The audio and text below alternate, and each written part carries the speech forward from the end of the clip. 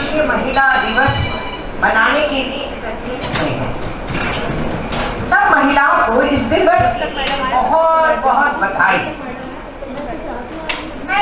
जैसे पूर्णिमा जी ने कहा कि वैसे तो 8 तारीख को इंटरनेशनल वुमेन्स डे होता है, बट होली के कारण हमने इसको 25 तारीख के लिए कर दिया। वैसे तो मैं कहना चाहूंगी कि हर दिवस महिला दिवस होना चाहिए, क्योंकि माँ ही हर घर की धरोहर और परिवार को माँ के प्रेम और समर्पण से ही वो चला।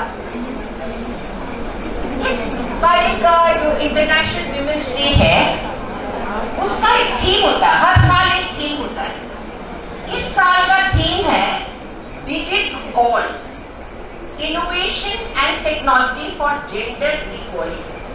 यदि मैं इसको हिंदी में अनुवाद करूं तो इसका उद्देश्य है लिंग समानता और सभी महिलाओं को और अधिक सशक्त बनाना है। इसलिए नए डिजिटल युग में नवाधार और तकनीकी परिवर्तन की शिक्षा जरूरी है, क्योंकि जैसे जैसे नई टेक्नोलॉजी आती है जेंडर ज्ञान बढ़ता जाता है, तो उसके लिए शिक्षा हर महिला को देना अनिवार्य हो जाता है। ये जो डिजिटल प्लेटफॉर्म का जो प्रयोग है, वाओ इंडिया, इससे बड़ा एग्जाम्पल कोई हो ही नहीं सकता।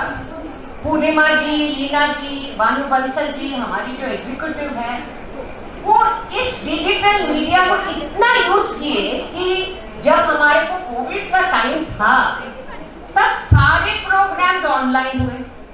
जैसे कोविड का प्रोग्राम खत्म हुआ, इन्होंने ऐसा छोड़ा नहीं उसको, ऑनलाइन भी और साथ मिलने के लिए भी अवसर बनाए, दोनों चीजें। इतने सारे सम्मेलन इन्होंने इसमें किए ऑनलाइन में। इसके लिए मैं पूर्णिमा जी और होल टीम को बधाई देना चाहती हूँ। हम सब अंतर्राष्ट्रीय महिला दिवस के बारे में तो जानते हैं, पर क्या हम राष्ट्रीय महिला दिवस का जानते हैं किस दिन होता है? नहीं, 13 फरवरी को होता है। ये 13 फरवरी हर साल मनाया जाता है, क्योंकि उस दिन एक महान कवित्री, स्वतंत्रता सेनानी, जो पॉलिटिकल एक्टिविस्ट और फेमिनिस्ट थी, सरोजिनी नायडू का जन्म दिवस है। इसको हम राष्ट्रीय नेशनल, इसलिए फरवरी में यदि हम मना रहे हैं, इन दोनों को मद्देनजर रखते हुए हम इसको मना सकते हैं। ये भारतीय महिला की president of Indian national Congress थी 1925 में, फिर वो गवर्नर भी बन गई थी यूनाइटेड प्रोविंस में। सरोजिनी नायडू का जन्म हैदराबाद में 13 फरवरी को 1879 में हुआ था। उनके पिता अघोरेनाथ चट्टोपाध्याय और मां वरदा सुंदरी देवी थी। उनके पिता ढाका में थे और उन्होंने साइंस में डॉक्टरेट किया था एडिनबरा यूनिवर्सिटी से, और उसके बाद हैदराबाद में निजाम का जो कॉलेज थे उसमें प्रिंसिपल अपॉइंट हुए थे। सरोजिनी नायडू जो थी वो बचपन से ही बहुत होशियार थी और एक बड़ी कवित्री थी। उनकी माँ तो थी एक बंगला कवित्री, तो इनको उनसे ही वो जीन्स प्राप्त हुए। तो वो उन्होंने 13 साल की उम्र में एक कविता लिखी, लेडी ऑफ द लेक।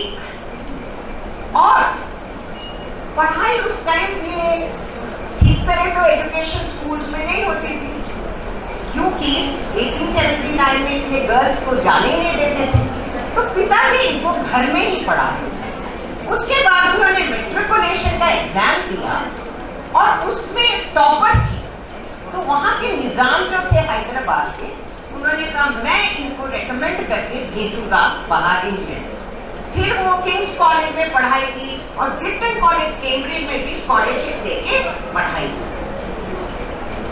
एक चीज बहुत मुझे अच्छी लगी, हम सब डिग्री के पीछे भागते हैं, जानते इन्होंने कोई डिग्री नहीं ली, वहाँ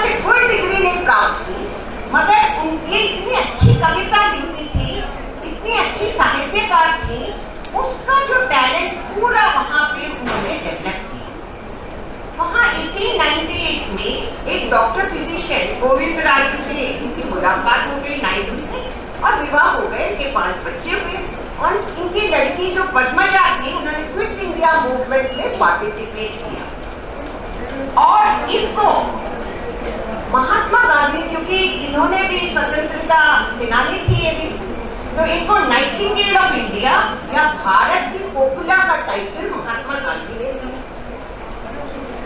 अब इस बार जैसे पूर्णिमा जी ने कहा, हमने एक नया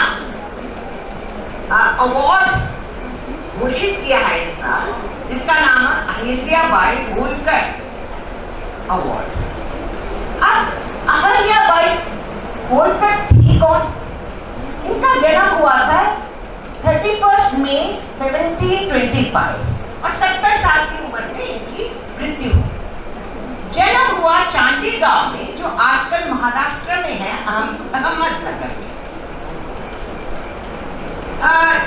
ये जो थे इनकी जो ये बड़ी महारानी थी और इन्होंने मराठा साम्राज्य की प्रसिद्ध महारानी तथा इतिहास के प्रसिद्ध सूबेदार मल्हार होलकर के पुत्र खंडेराव होल्डर की धर्मपत्नी थी। उन्होंने माहेश्वर को राजधानी बनाकर उसमें शासन किया।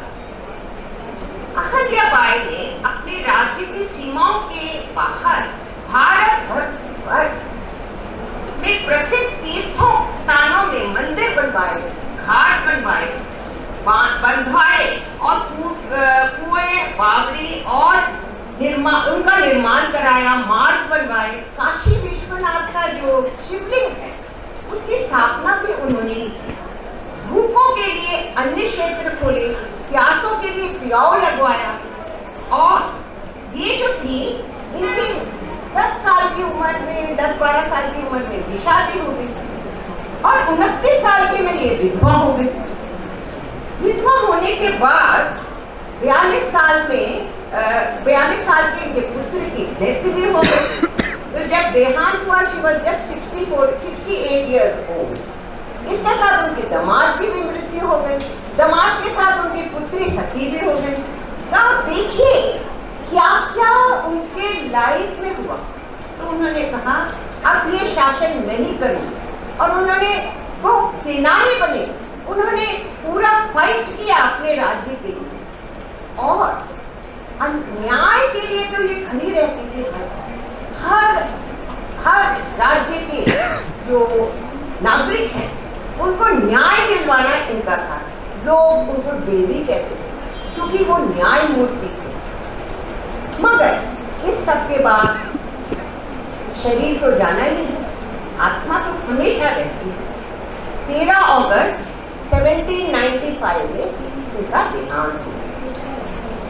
आज मैं कहना चाहती हूँ हमारी वाओ इंडिया की एग्जीक्यूटिव जो टीम है उसके लिए हमको बहुत जोर से एक ताली बजानी चाहिए, क्योंकि ये जोर से हुआ नहीं, थोड़ा और जोर से होना चाहिए। क्योंकि पूर्णिमा और उनकी टीम ने जिस तरह काम किया है, online, offline, face to face, कितनी कवित्रियां निकली हैं हमारे वाओ इंडिया से, कितने लोगों के टैलेंट्स यहाँ एक्सप्रेस हुए हैं। क्योंकि होता क्या है, महिलाओं के जो टैलेंट है वो सप्रेस हो जाते हैं घर में। सारी महिलाओं ने इधर आके स्टेज पे परफॉर्मेंस दी है, यदि नहीं तो घर में बैठे हुए ऑनलाइन उन्होंने इतनी कविताएं बोली हैं कि पूछे मत। इसलिए आप सब इस बधाई के पात्र हैं और आज का दिवस सबके नाम समर्पित है। धन्यवाद।